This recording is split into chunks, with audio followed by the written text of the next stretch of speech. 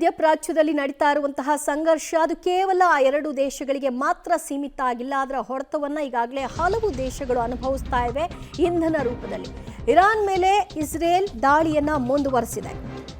ಇರಾನ್ನ MI-17 chopper ಅನ್ನ ಹೊಡೆದುರುಳಿಸಿದೆ Israel. Chopper ಅನ್ನ ಹೊಡೆದು ಹಾಕಿದೆ. ಇರಾನ್ನ ನಂದಾಜ್ ಏರ್ಪೋರ್ಟ್ನಲ್ಲಿ ಈ ದಾಳಿಯನ್ನ ನಡೆಸಿದಂತಹ ಸಂದರ್ಭದಲ್ಲಿ ನಡೆದಿರುವಂತಹ ಘಟನೆ. ಇರಾನ್ ಚಾಪರ್ ಧ್ವಂಸಗೊಳಿಸಿದ್ರ ಬಗ್ಗೆ ಇಸ್ರೇಲ್ ಮಾಹಿತಿಯನ್ನ ಹಂಚಿಕೊಂಡಿದೆ.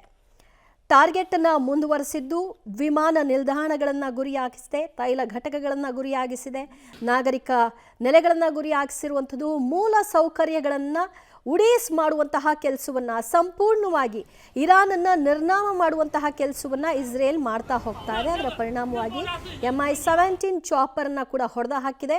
ಅದಕ್ಕೆ ಸಂಬಂಧಿತ ದೃಶ್ಯವನ್ನು ಕೂಡ ನೀವು ನೋಡ್ತಾ ಇದ್ರಿ. ಅದು ನೇರ ಅಟ್ಯಾಕ್ ಅನ್ನ ಆ ಹೆಲಿಕಾಪ್ಟರ್ನ ಮೇಲೆ ನಡೆಸಿದರ ಪರಿಣಾಮವಾಗಿ ಅದು ಧ್ವಂಸವಾಗಿದೆ.